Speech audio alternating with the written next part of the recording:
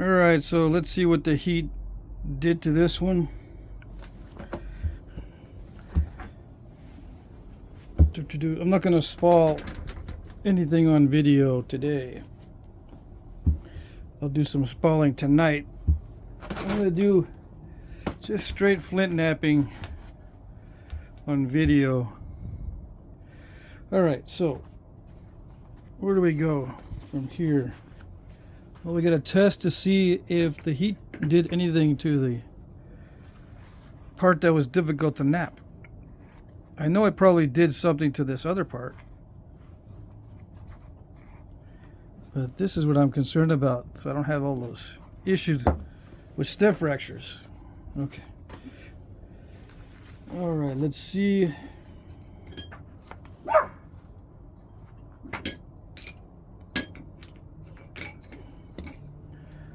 Let's try the small diameter steel.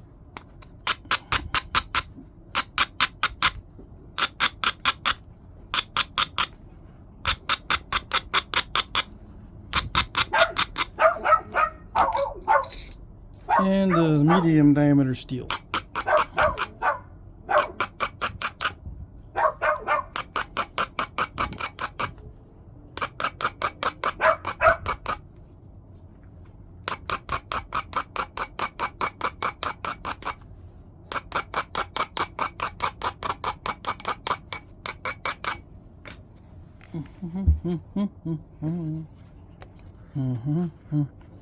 All right, here's the big question.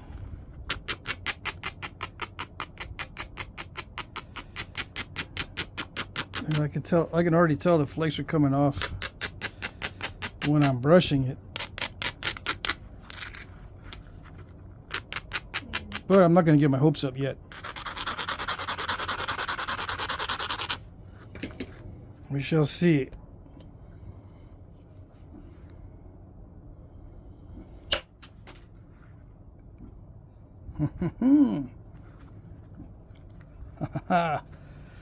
It might start to make me giggle. Yeah.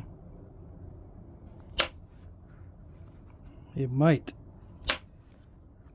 Oh. Oh, yes. I'm getting nervous though, because even though it looks awesome, it could be very snap and half-ish. Yeah. So much better. If you remember. Do you remember?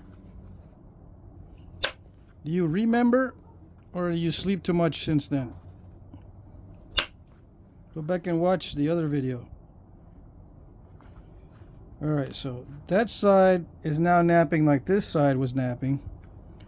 Let's see what this side looks like.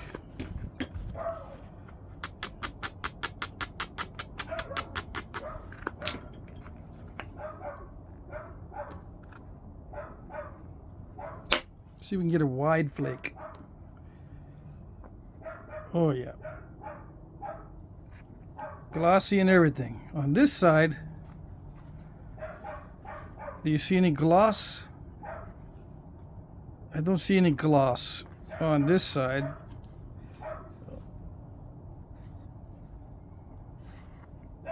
But I do see some glossy, waxy look on this side. But it was already a little bit that way before I applied heat. It's just more glossy now. And easier to nap. Okay. Let's see. Yeah, the dogs are just barking at the guest dog that we have babysitting. Can't catch a break. It's not only my decision when I'm here.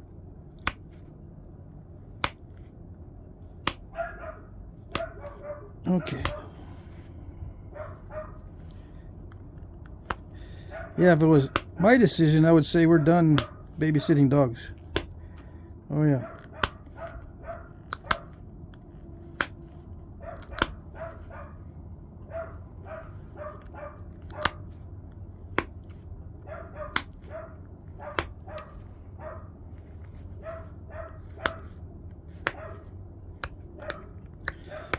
So it looks like it's pressure flaking well. No surprise.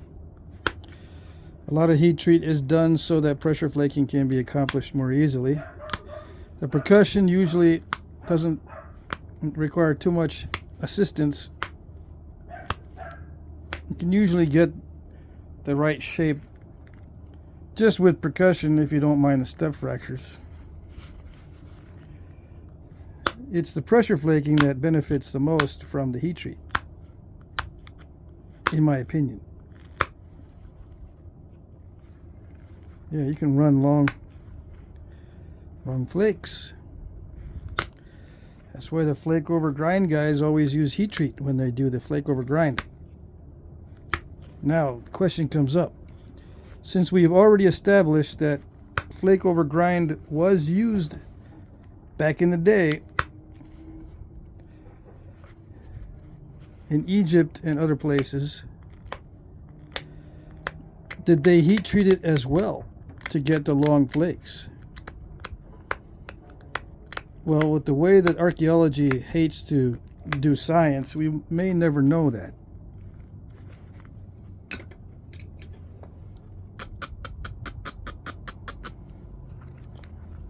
Why do they hate to do science?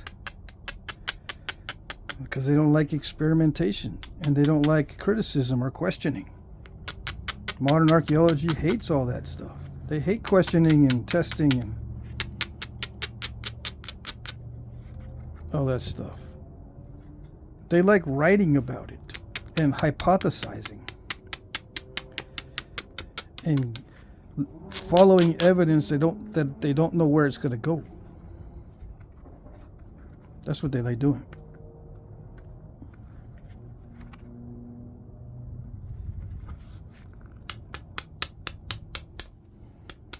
And they like supporting evidence. Even the weak supporting evidence. And they don't check their books for contradictions. As we saw earlier in Andrzejewski's book pertaining to preforms.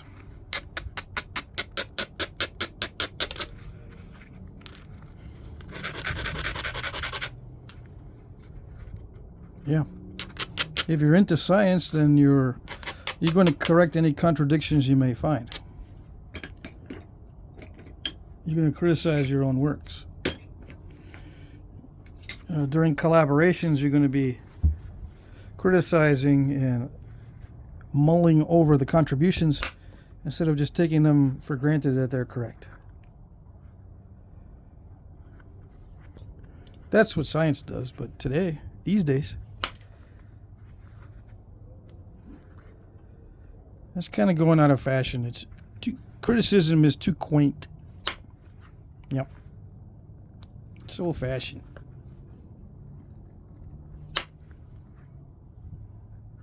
Today's game is mountains of support. Oh, yes. And if you criticize, you have to have mountains of criticism. And if your mountains of criticism are not as high as the mountains of support, you're out of luck.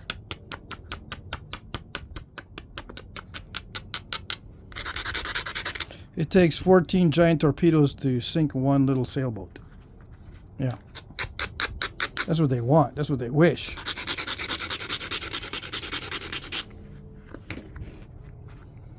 So to speak. 14 torpedoes to sink a little sailboat. That's what they want. They come up with something with very little evidence. And to counter it, you need a mountain of evidence. Or they'll say, it's not enough. It's not debunked until the weight is really heavy. The weight of counter evidence is really heavy. Yeah. They like their narratives.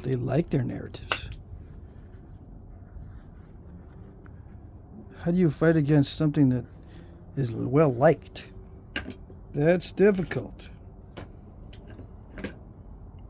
It's difficult if they're not doing science. If they are doing science, it's not difficult.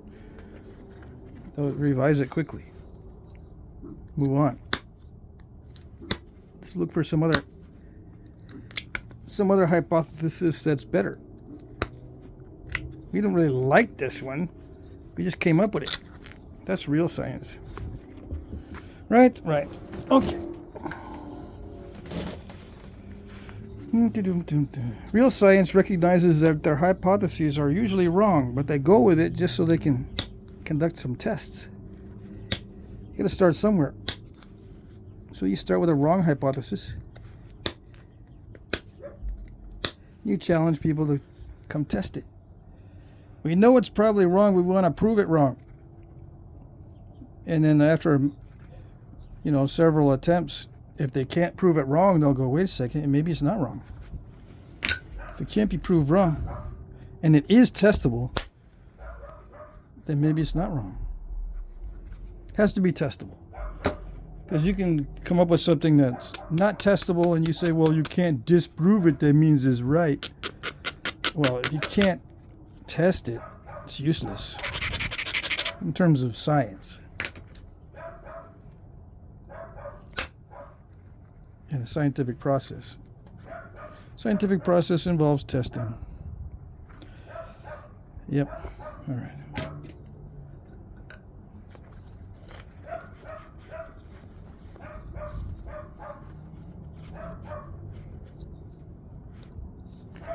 So what am I doing?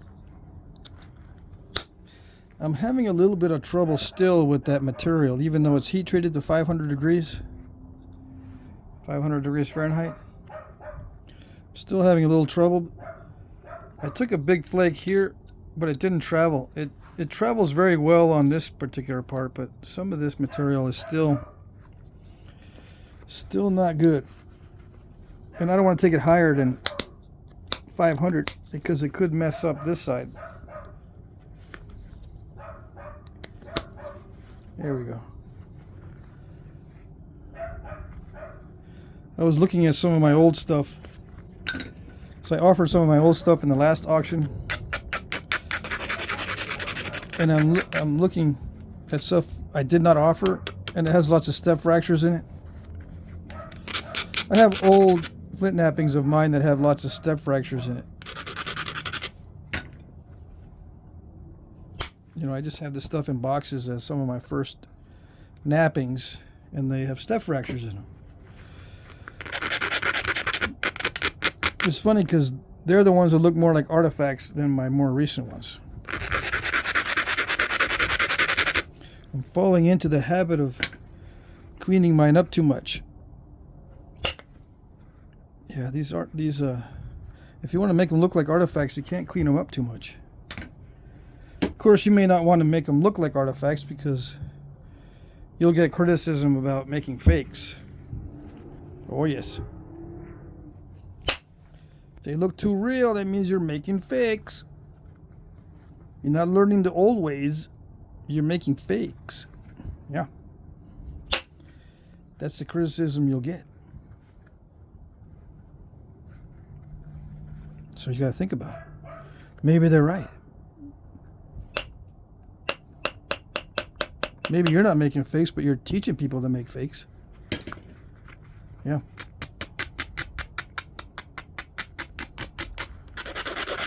Especially if you use old tools like antler and stone and bone. Natural tools. Are you showing people how to make duplicates of real artifacts using natural tools? So that when you're done, you can't tell a difference between what you made and a real one? Is that what you're doing? Is that what I'm doing?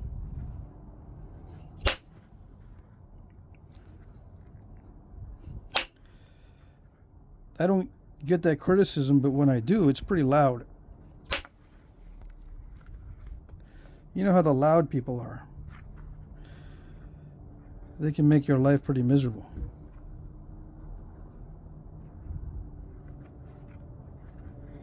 Oh yes.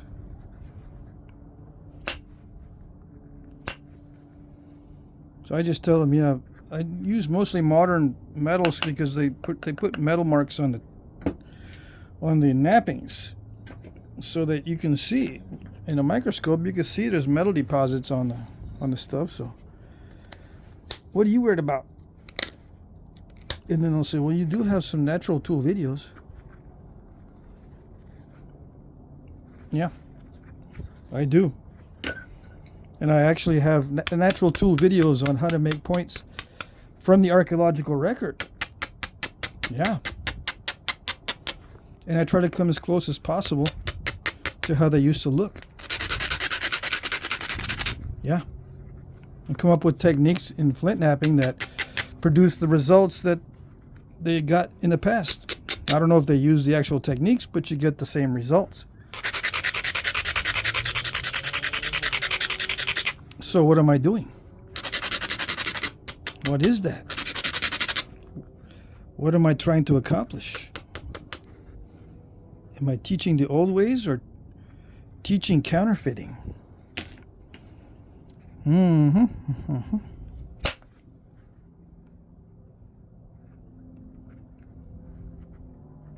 Well, some of you might say, well, it's not either or. It's both or neither. Or some combination of.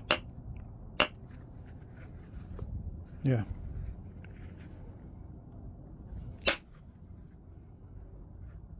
Some people just want to know how was it done?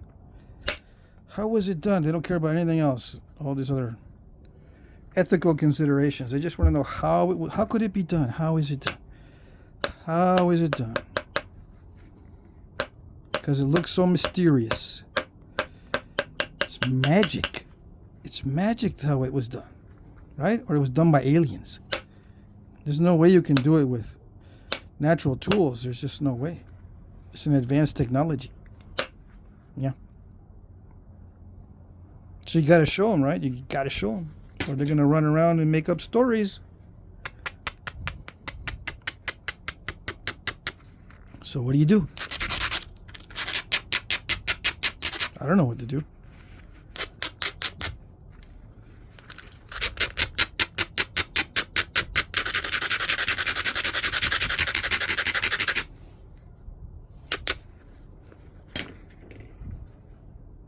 Okay. I know I don't want to break this, so I got to focus. Hold on.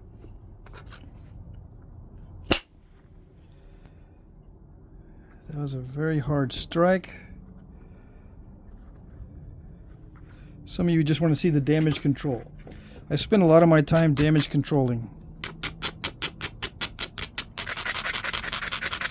Wiping out areas that look nasty. Because this type of situation causes nausea. Yeah. It's a great source of nausea in the human body. It's so funny how that works.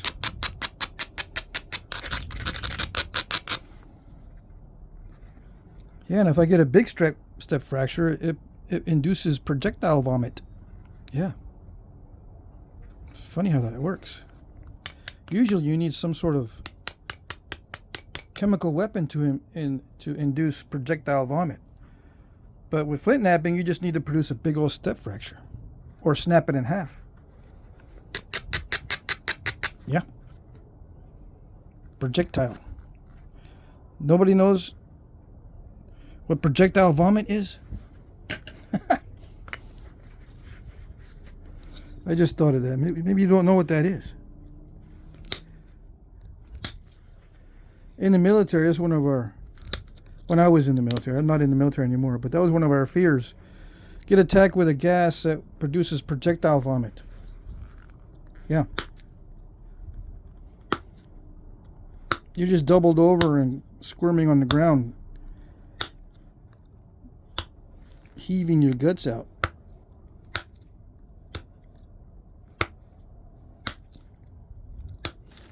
That's how some people react to Flintknapping mistakes. Oh yeah.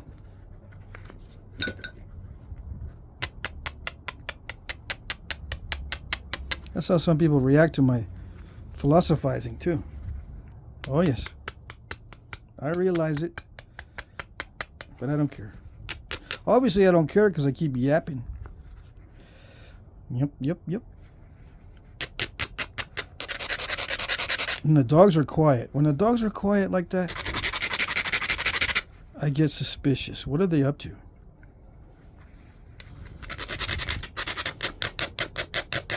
Did they find a piece of garbage that they're messing with?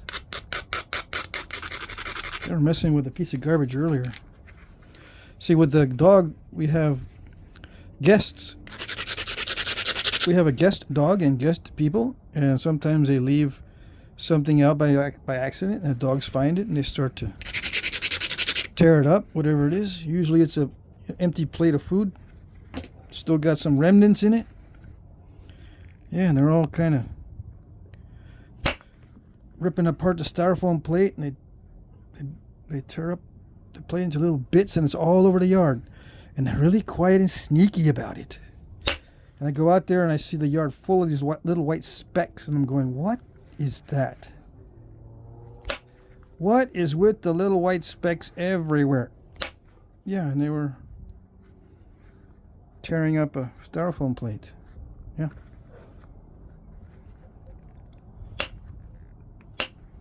They did that yesterday or the day before? Yeah, and baby diapers. I don't know what dogs have. I don't know why the dogs are fascinated with baby diapers. Yeah.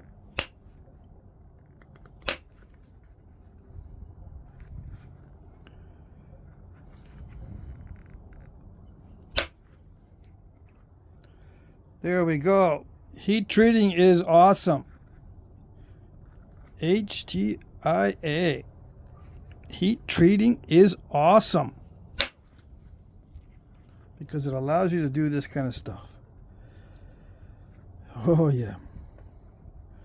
One more obstacle. Can we get it? Can we get it?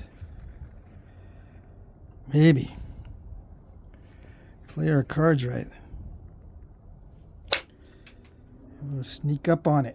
That's all you can do is try to sneak up on it. Little by little. Attack it from the sides. Flank attack. Ambush it. Whatever you can do. How do you ambush a step fracture? Well, that usually requires a direct attack. I want to attack from the sides. So I'm not going to ambush it. I'm going to do some flank attacks. And if it doesn't work, I'll ambush it by hitting right directly into it. Why? Because it's a heat treat. I can do it. Let's pick off this top of that step fracture first. Let's see. Yeah. I can get in there and reduce the height of it so that when I come in from the sides, there's not as much material to remove. All right. Now, can I do that with pressure? I could, yeah. Do I like doing it with pressure? Nope. Sometimes you can snap it with pressure. But if I get the percussion, the thinner one, I can get in there with a percussion-sized tip. I mean, a pressure-sized tip, and use percussion force and remove the flake before it knows what's happening. Yeah, let's see. Can you see what's going on? No? All right. Now? How about now? Yeah? Let's see. Did it get it? Kind of, sort of. It did eliminate a lot of the nastiness. One more try. One more side attack. Hit the other flank as well. A little bit harder. Bring up the big guns. And a little bit too big. A little bit of overkill there. But the step on the side is not there no more. Yeah. Let me pick this out here. Hold on. Yes, I'm able to pick it out. Now I should be using a fancy schmancy X-Acto blade. Right? Hold on a second. I'm just going to get my file out here. For those of you who got headphones, warning, this is going to get scratchy. Gotta tone down the volume.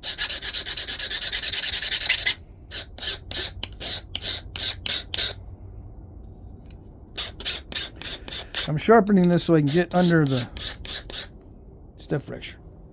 Right? Right. That's the secret. You gotta get it, you gotta be able to get in there and pop it out. There. Like that.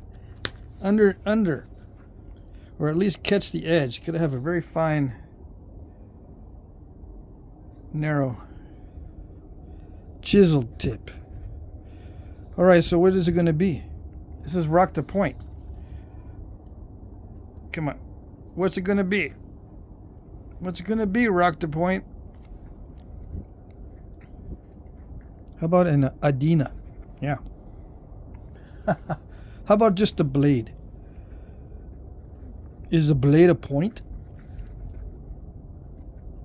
I don't know. It's like one of those questions if a tree falls in the woods. Is a blade a point? Who does not like the term projectile point? Raise your hand. Do not like it. Me. I'm one of them. I'll raise my hand. I don't like the term projectile point. Why such smart people pick projectile point to classify a variety of different stone tools? It's beyond me. I don't know. Oh, I know why. It takes someone of extreme intelligence to do something that's stupid. That's why.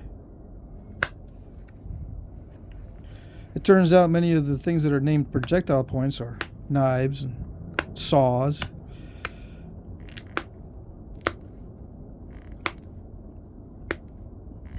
Scrapers. You can scrape with this. Side scraping with this. Even though it has a point. You don't have to use it as a knife. You can use it as a side scraper. And it doesn't have to be a projectile. It can be a handheld, you know, a handheld thing, even though it might be exactly like other blades that are mounted to projectiles.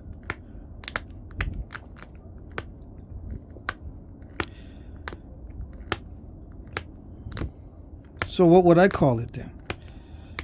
Some of you might say, okay, smarty pants, instead of projectile points, what would you call them? Well, you can just use the general term stone tool, right? And then go from there. You can say it's a single blade stone tool. Like some scrapers just have one side, where it's a single blade edge. And there's double bladed stone tools. There's lenticular and bifacial stone tools. You just start adding the descriptives onto it. You add a bunch of prescriptive or descriptive terms to it.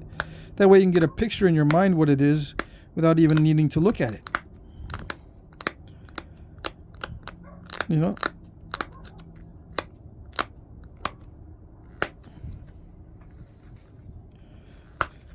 Unnotched leaf-shaped blade.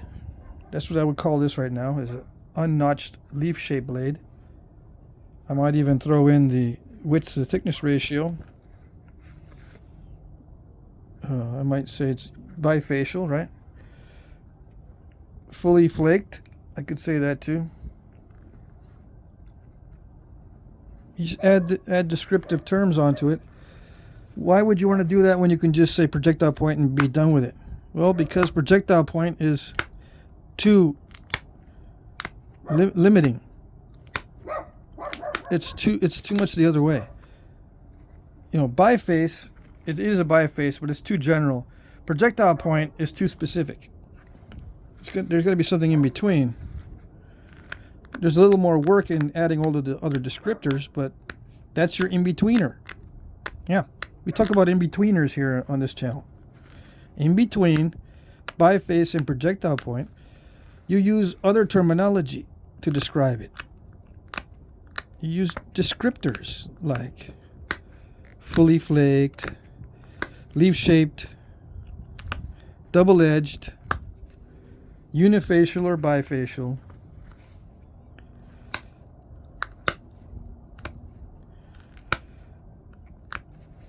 retouched or crude, whatever you want. You could add an edge descriptor, sharpened or unsharpened, preform or finished piece. You just keep adding descriptors on until you can describe it well, instead of having to follow the dogma of just saying, just color a projectile point and we'll take it from there, right? Yeah.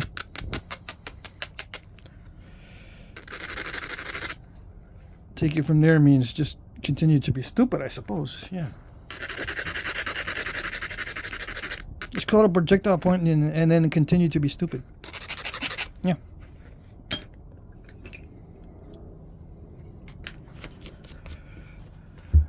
Dum-de-dum-dum-dum.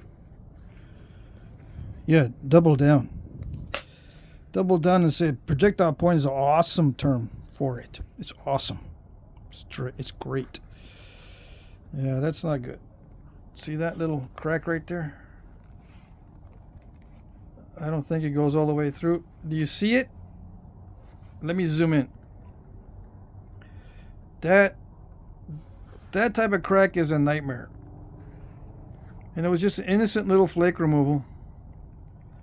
And that crack goes all the way through to the other side. So that's going to reduce my tip a lot. So I tried to thin it, and look what happens. Yeah. You can see part of that crack right there. Let me get a little point. You can see part of that crack right there. See, that's how much we're going to lose. At least that much off the edge. And then I'm going to try to pressure flake that off. That's the danger of easy to nap stuff. Although I do want to take another percussion flake off of this side to try to reach this area, because I want to eliminate this nausea causing area. This is making people sick right here. Yeah. You didn't know I'm a healthcare worker? You didn't know? Now you know. Yeah. It seems like I am when I do these damage controls. Help people feel better. Yeah.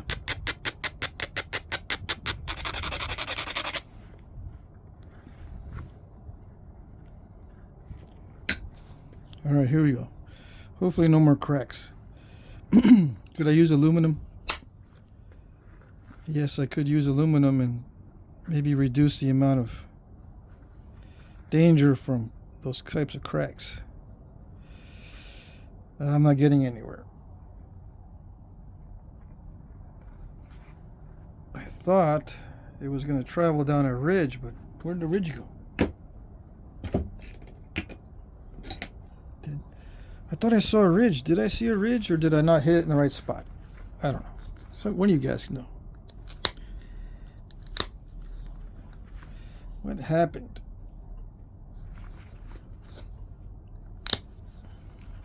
Well, I probably was too cautious with the strike because I didn't want to open up that crack. Let's just get that crack out of there before we have a major pandemic. Yeah. Pandemic of nausea.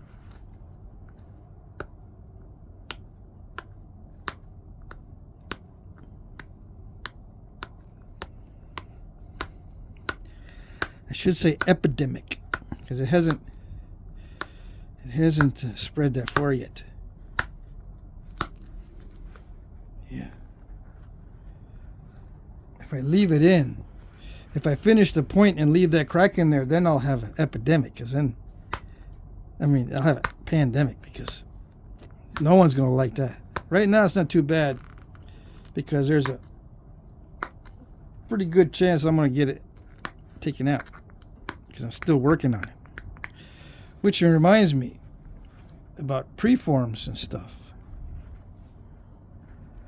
Yeah, preforms, in my definition, they only exist within the manufacturing process If you have something that looks like something else in your collection, you know, like it was beginning to be something else, but it's not finished, and you call it a preform, that's fine. But you got to make sure that you realize it used to be a preform, most likely, but it's not one right now. Used to be. I know that's splitting hairs with the wording, but just keep it in mind that in order to be a preform currently, it has to be currently within the manufacturing process. That's where I draw the line. If it looks like a preform, then you got to say it only looks like a preform. It is a preform. It looks like a preform. You can't say for sure it's a preform unless you've got a lot of context that points to it being part of a,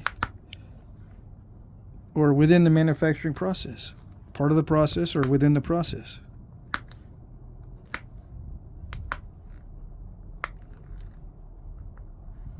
That's where I draw the line. Otherwise, it's almost impossible to know which ones are preforms and which ones are practice, which ones are doodles. You know, the practice stuff and stuff looks like something, kind of, sort of, but not really. I call those doodles because it looks like they were just practicing, and they discarded it, or they buried it because they wanted to get back to it later, and they didn't get back to it, and people found it thousands of years later. We found it, and we go, ooh, it looks like a preform. That's probably a doodle, unless it's found with other points that are of the same general shape and size, or of the same general shape and size of known preforms. That's reasonable. If it looks like a preform from another campsite, then yeah, maybe they were doing this manufacturing process in other sites, not just that one where you found them in context with the finished points. Yeah. So I'll do some more definition videos and try to clarify what I think a preform is, because it is an important question. It goes right to the root of how to classify artifacts. How do you classify them? Where do you draw the line on some of this stuff? Lines of demarcation between different items. How do you know it's a preform and not an actual blade that they were using? Well, a lot of times you don't know, but at least you have some kind of idea of, well, you can call it a preform if you find it in context with other finished points, or it looks like preforms from another site, and things like that.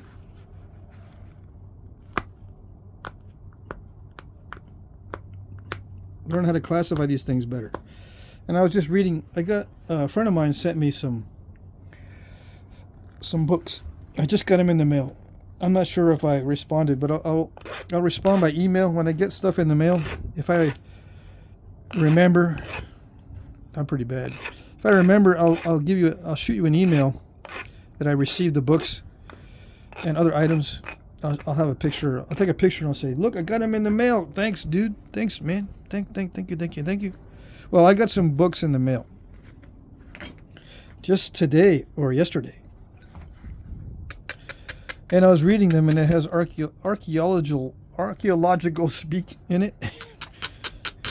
I'm being a hypocrite because I can't speak anyway. But anyway, it has archaeology speak in the book, in one of them that I was reading. And they come up with these models on lithic procurement. And what that means is they come up with a scenario on how they obtained or gathered the stone and how they transported it. There's models on that. The archaeologists create models or scenarios or stories to explain how these things were transported and used. Well, there's one story or model that says the further away you are from a quarry, the smaller these little tools get. Yeah, it can be mathematically justified because, you know, obviously, if you're far away from the source, you can't really go back and get more easily, so you just use what you have, and if it gets broken, you resharpen it and it gets duller and smaller. I mean, it gets smaller and less pointy.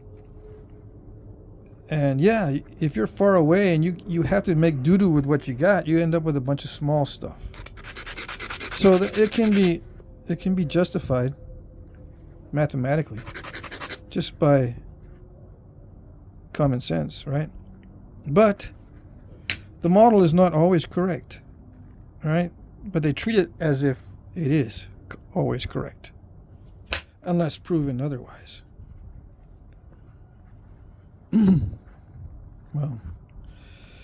Well, you know, I don't object to that all that much, except when it comes to this kind of stuff.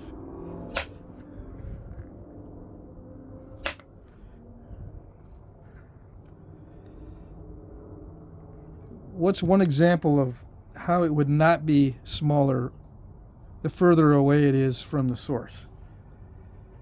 Well, if you are using stone in trade and you're far away from the source, what type of stone or what size of stone would be more valuable? The larger ones, yeah.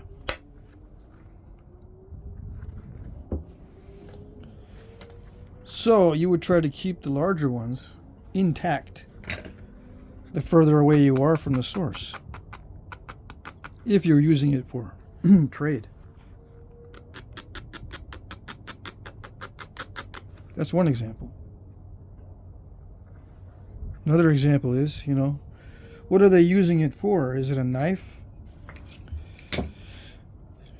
What is it for? Is it a ceremonial item that they're transporting this stuff far away from the source? What is it? If it's a ceremonial item transported far away from the source, it may not reduce in size very much.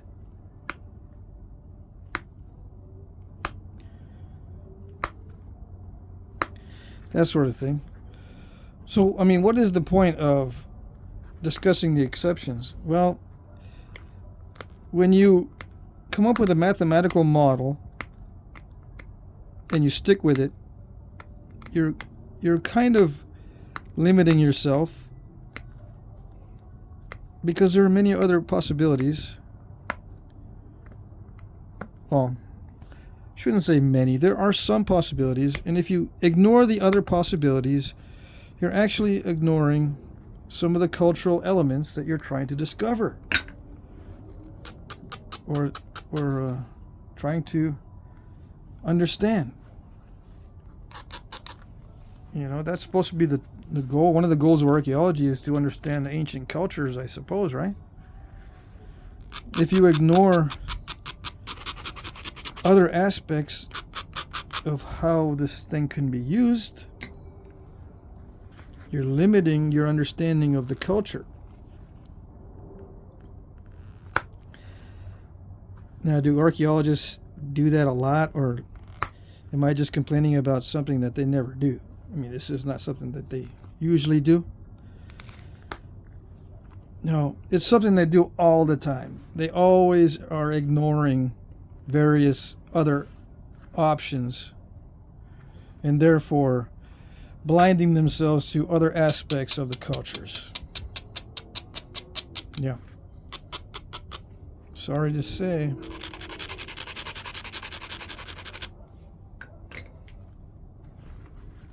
So don't, you know, the moral of a story, what's the moral of a story? The moral of a story, at least for me, is I don't pay attention to these models. No. I gotta tolerate them as I read through. Most of the models are just junk. Junk. But it's interesting because it'll give you some insight on what they know. You know, they're basing the model on something. What are they basing it on? Are they finding a lot of these stones very far away from the source? That's kind of interesting. Why would they would transport stones so far?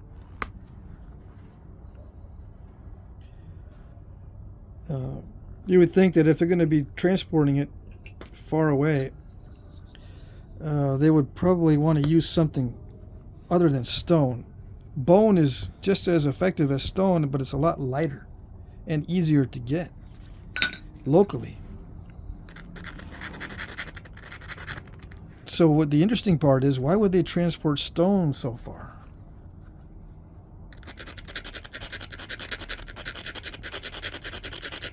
Maybe it takes me a whole day to make one arrowhead like this out of bone.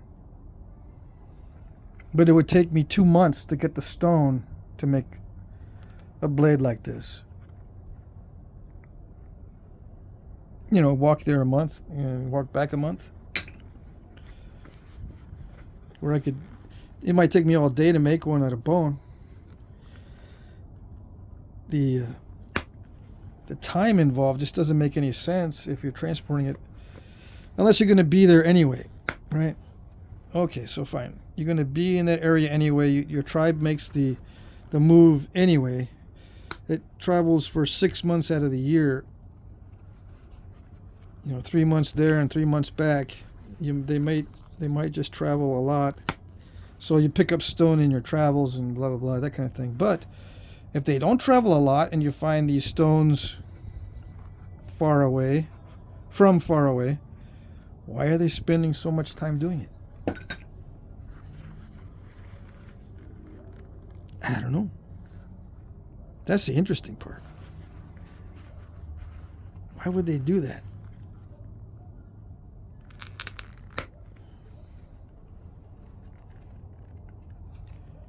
Maybe stone has some sort of spiritual value. Maybe. Maybe the fact that it's translucent means that it's related to the sun. I don't know.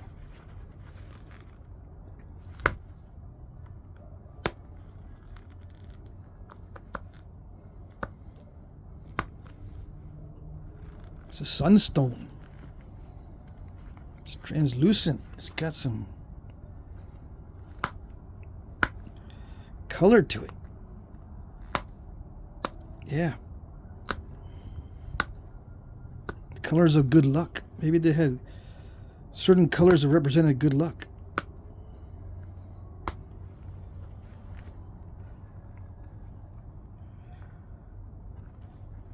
So yeah, that's kind of interesting. I don't find it interesting to say, yeah, well, they transported it far away and they get smaller and smaller the farther away they get transported, and that is supposed to be some sort of foundational principle for these lithic artifacts. They go on and on and on about it, about their model.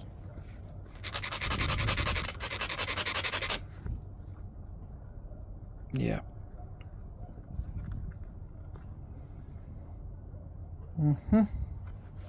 Anyway, I think I'm going to stop messing too much more with this. I don't know what to make out of it. I'm just trying to clean up the edge and make it less gross. Yeah. If I don't sharpen the edge, it's going to be gross. Nasty.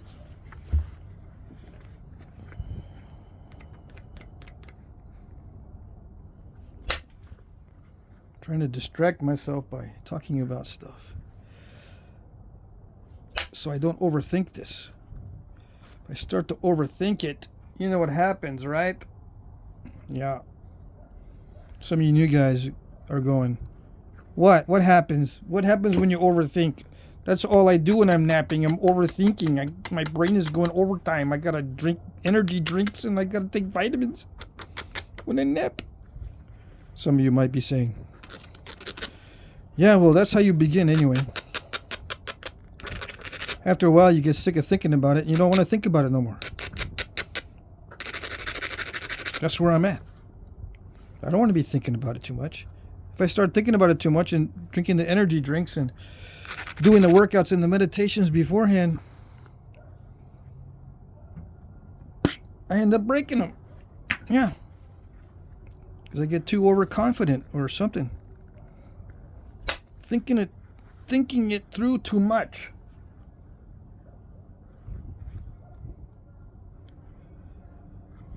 Yeah.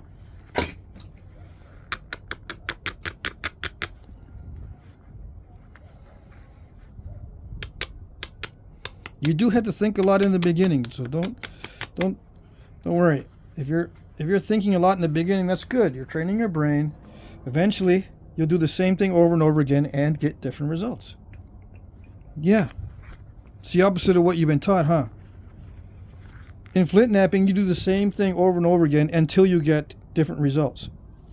And that is not insanity. That is sanity. People say insanity is doing the same thing over and over again expecting different results. That's insanity. In Flintknapping, that's not insanity. Because that's all you end up doing. Same thing over and over again, expecting different results. And guess what? Eventually you will get different results. Oh yes. So think it through over and over and over again. You're going to break a lot of stuff, but eventually you won't. And then you won't have to think so much. You change your ways after you get the result a little bit. Still got to think in many cases, but not as much as in the beginning. But you have to do the thinking. Oh yeah, you can't get around it. I try to help you get around some of it by showing you my secrets. Oh yeah, all my secrets. Some guys say you shouldn't say all our secrets. What are you doing? Yeah, I've had people say, why do you give away all your secrets?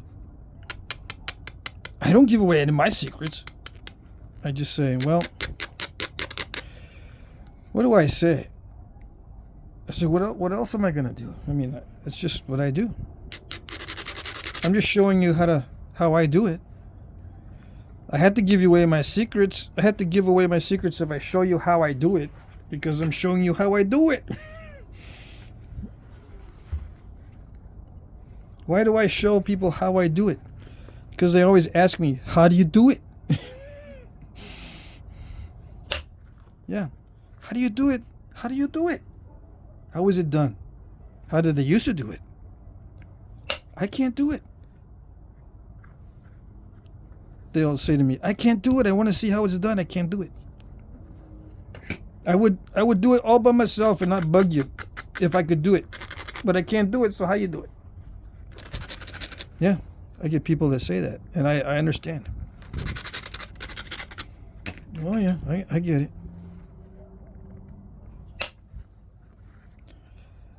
They want to know how to get rid of step fractures and stuff, or they want to know. They just want to see the possibilities. Is it possible?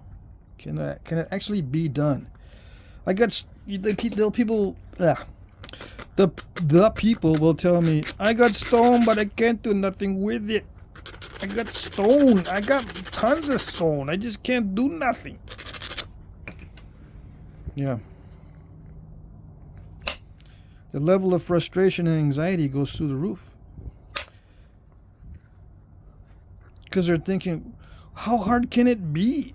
I can make anything out of anything, except I can't make stuff out of these stupid rocks. It doesn't make any sense.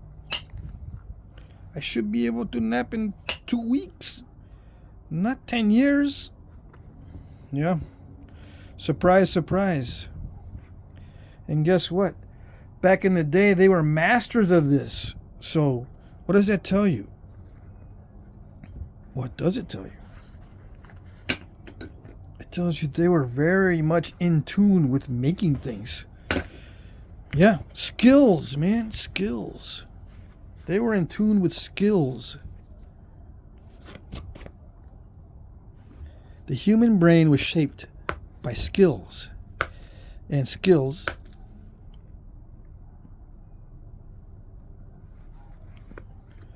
change as the human brain changes.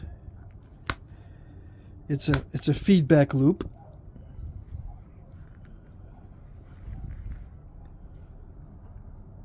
So there you go. I mean, that's how the human brain developed, through skills and through other things, of course. We can get into other things like diet. The human brain changed through diet, what they were eating. They learned skills on how to hunt back in the day, and trap.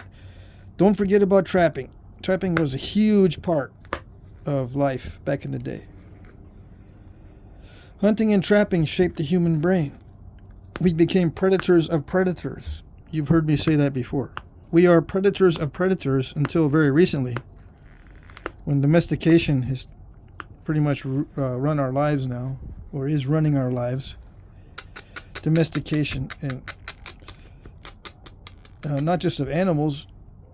This might be a controversial topic, but humans have domesticated themselves as well.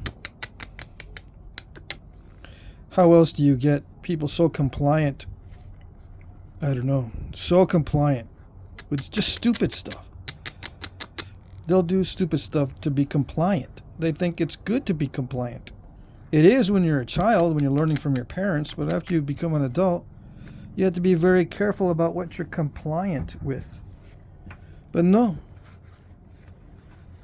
Somehow we've been selected to be compliant as adults. That's the scary thing. Anyway, we learned to be predators of predators until very recently. And this skill here of Flintknapping is one of the predatory skills that we developed.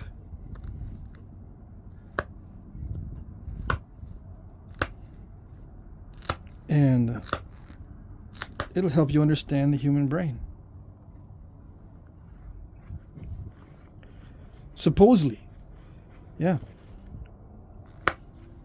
If you approach it from the experimental side.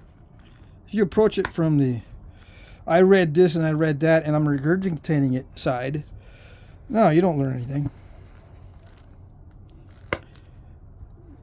It's just regurgitation. You gotta do it, practice it, and mansplain it. You gotta be like me. You gotta mansplain it to people. Yeah.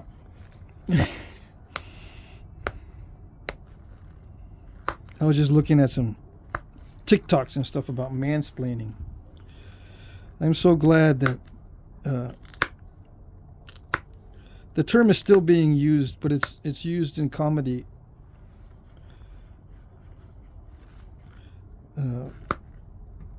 There was a time where you couldn't say mansplaining without people looking at you like, oh, political discourse. Why are you so political? You're using the term mansplaining. You're using terms like browbeating and mansplaining.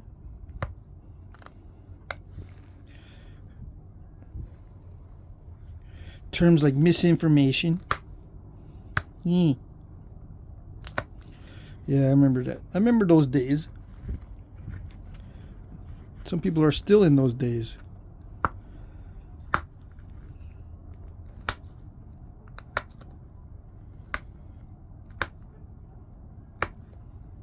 Anyway, I'm mansplaining a lot of this stuff.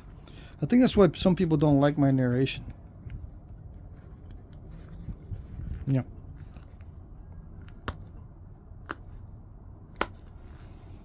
Only got 9% female audience too. But I think that's pretty common on the internet. But still, there are females interested in napping. Why only 9%? Well, this takes a lot of time. Yeah.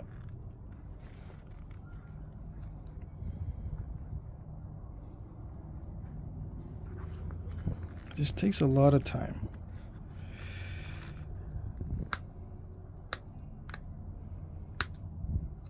I'm thinking about what I was going to say next. I got to be careful because I don't know very many women that have a lot of free time.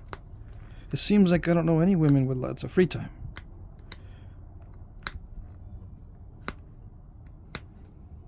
Not a lot of guys with lots of free time, but it just seems like guys will be... if they do have some free time, they'll go in the shop and they'll do stuff. It'll be shop work with their free time. It won't be like sitting in a bathtub with candles and bubbles. Nope. Be out back cutting yourself with rocks, making banging noises, scaring the neighbors, and talking to yourself on video.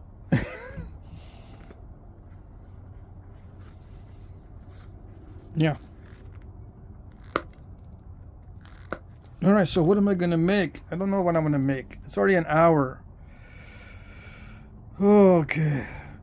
Should I just leave it? I do feel like just leaving it. Yeah. Does it have a stem on it? Yes. You can have it like this. Right? Right. Do I have a haft over here? Where is it? Where'd it go? I don't see no haft over here. Where'd it go? Oh.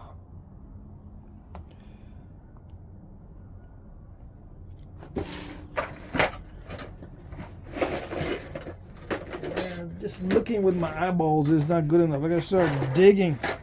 Where is all my hafts? I had a bunch of foreshafts. Oh well. What is it? So that's what the heat treat did. I might do a part 3 and figure out what I can do with it. You might say, what's the measurement? All right. 3 5/8 by 1 3/16. The thickest part. For those of you who don't know how to do this, you go by the thickest part and the widest part. The widest part is, 1 3/16. The thickest part is 1/4. You don't go by where it's widest and then measure the thickness. The thickness point can be different from the width point, but I go by the thickness where it's thickest and the widest where it's widest. Yeah, it's 1/4 inch. Now if it was 1.25 inches, that'd be 5:1, but it's not. It's between 4:1 and 5:1. And if I did it in millimeter, like a smart person, millimeters, I could divide it easier. Yeah, because I'm not that great in simple math, right? Anyway, reason why I'm not that great in simple math is the ADD. Yeah, that's my excuse. Yep. Anyway, it worked out nicely. The heat treat tamed this part, which is what I wanted. It didn't tame it quite enough to be easy because it was giving me some fits up here near the tip, but with a little bit of patience, I think I can get a little bit better results. If I had pressure flaked more of it, I could get more of a pretty flake pattern with longer flakes, because when it's heat treated you can get long narrow flakes. I could have gone with that strategy, but I would have to thicken up the edge, which means I would lose a lot of width, relatively speaking. But I could lose some width on here and dull up these edges really, really well, and then pressure flake in these ribbon flakes. But ribbon flakes are mostly edge preparation work. You do have to have a smooth surface, but it's not as critical as having a proper edge. I tried to straighten out the edges, although on real artifacts, these edges are not always straight. They are many times, but not always. And sometimes they're not even sharp. Sometimes they're very sharp. It depends on how they sharpened them. There are different ways of sharpening. I just tend to default to this pecking type of strategy. But there are other strategies where you dull it a lot, or you bevel it and then flake. You dull it and then flake, or bevel it and then flake. And sometimes you just bevel it and leave the bevel on there. Sometimes you do the zigzag and just leave the zigzag. You don't touch up the zigzag. Sometimes you sharpen it with direct percussion and leave it and don't do the pressure retouch. All those are different strategies. There's many strategies on how to sharpen these to make them look like the old guys did. To make them look like what the old guys did. Anyway, if I figure out what I'm going to do as far as notching goes, I'll do a part 3. But for now, that's it. Alrighty.